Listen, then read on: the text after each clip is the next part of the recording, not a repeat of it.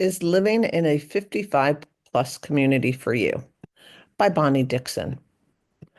It's illegal to create housing for specific demographics, except housing and communities for 55 plus. So how do communities get away with restricting residents to a certain age? In 1995, the Fair Housing Act prohibited discrimination in the sale, rental, and financing of housing based on race, color, national origin, religion, sex, familial status, and disability.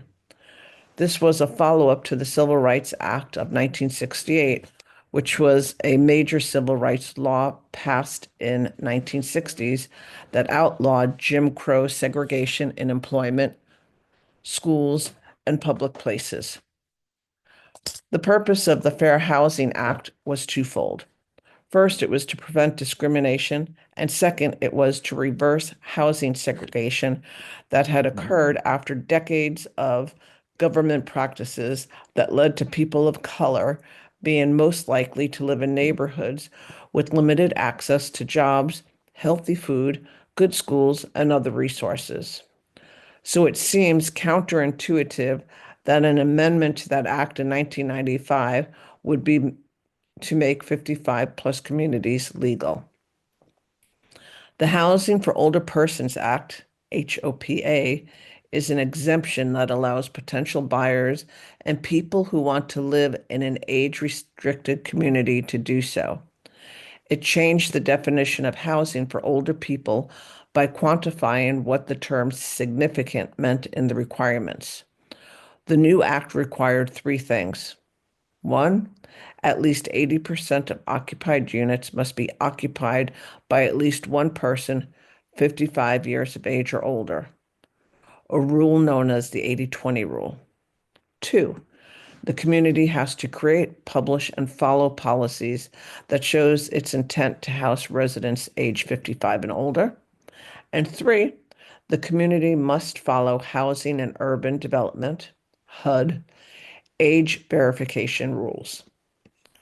All three of the rules need to be met for the community to be listed or promoted as age-restricted housing. One HOPA exemption that generally applies to senior care facilities, senior house assisted living, and similar housing allows a facility to be dedicated as housing for people 62 and older. So, can you be younger than 55? Yes, kind of. Usually, there is an exemption that allows for a spouse or person filling a similar role in the household, such as a roommate or partner, to be under 55. That individual would then count for the 20% occupancy rate. But a community's covenant may not allow that younger person to remain if the older person no longer occupies the house for reasons such as death, divorce, or separation. Can your grandchildren or children visit?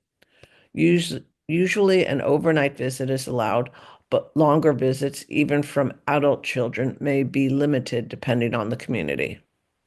Can you rent your home?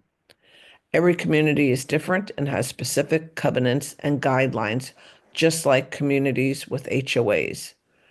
There can and often are limitations on renting or leasing your property to someone else. Also, there may be limitations to prevent people renting their property as a short-term vacation property, such as an Airbnb, or for snowbirds while they are gone during the part of the year when they live elsewhere. There are many options for people who are 55 plus. Whether those options work for you is going to depend on whether their rules and requirements are something you can live with. Be sure before you make the move that you understand those bylaws and any fees that come with living in a 55 plus community and anticipate how aging may change your housing needs.